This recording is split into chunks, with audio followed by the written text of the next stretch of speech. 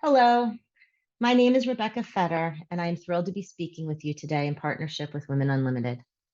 I am the principal consultant at Princeton HR Insight and have the privilege of working with a dozen consultants and coaches across a range of clients and industries, from board through emerging level leaders in all things tied to talent and leadership. We do have a strong focus on women's leadership in a lot of the work that we do.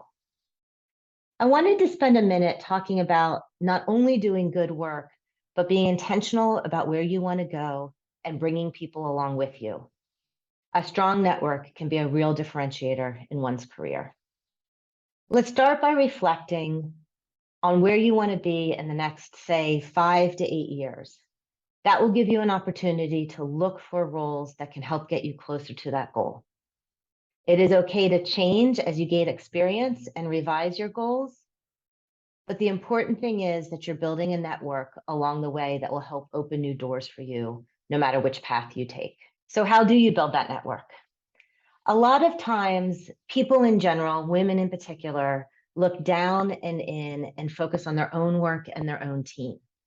They don't look up and build the relationships. Consider people like sponsors, mentors, senior leaders past your manager, peers. Peers become an increasingly important set of relationships as you move up in an organization. Think about matrix partners, external network. But who are the people most important to you to accomplishing a particular goal? This can be a simple tool to help you think through it. If you define what your goal is, I want to move into a new position, I want to be successful with a project. Think about all the stakeholders that are needed to help you. What I often find in working with clients is their initial list is a strong one, but as they look at the world through that lens for a couple of weeks, they find that they're adding people who are also important to that journey. The next step is to take a look at the target commitment level of each of the stakeholders on the list.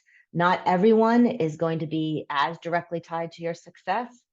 Who are the ones that are the highest impact, middle, important but low impact in terms of helping you be successful there? Then think about current commitment level. Are people high, medium, or low again?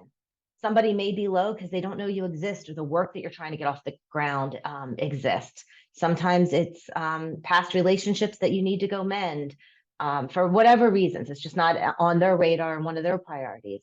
But sort your list by highest target commitment level, lowest current commitment level, and that's your gap analysis. For those folks with the biggest gaps, what are the actions you can take to help close those gaps? A lot of times people avoid doing exercises like this for a wide variety of reasons. Here's a few that we hear on a pretty regular basis.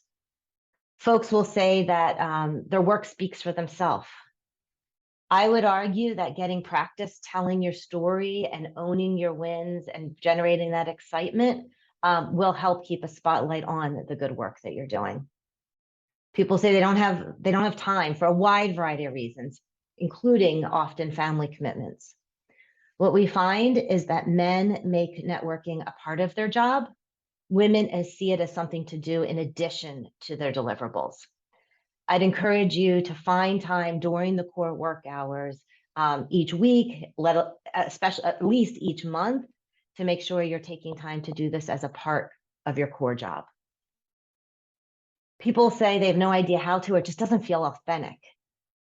I would say, think about what you have to give to other people as well as what you have to gain. And also often when you ask people favors, they don't turn you down. People like to be important and to be able to help others. So think about what you have to offer. Don't be afraid to ask favors, and don't be able to just advocate for your needs. See what happens. You might get turned down once in a while. It'll probably happen less than you fear it will. And every win is one win bigger than you would have had if you hadn't asked. But find a way that it feels authentic to be able to put yourself out there. Some people feel like there's no benefit. I would argue that having access to information, building alliances to move priorities forward, having advocates to help you create opportunities does have benefit. Sometimes people say, if I've got breathing room, I'd rather use it to socialize, and that's fair. Sometimes networking can be fun and social, The difference is it also has an element of wanting to influence at the end of the day, um, being clear about what you want to learn from the discussion. And so it can be social, but it's also work. It is a blend. So to recap, ask yourself where you want to go. Based on your answer, do you have the right connections to get you there? If you're thinking about things like information, support, ability to influence. If not, are you being intentional about the relationships you build and sharing what you contribute with the people who need to know? Thank you for your time today. If having a Excel copy of the stakeholder gap analysis or any other information from this discussion would be useful, feel free to reach out. Thank you.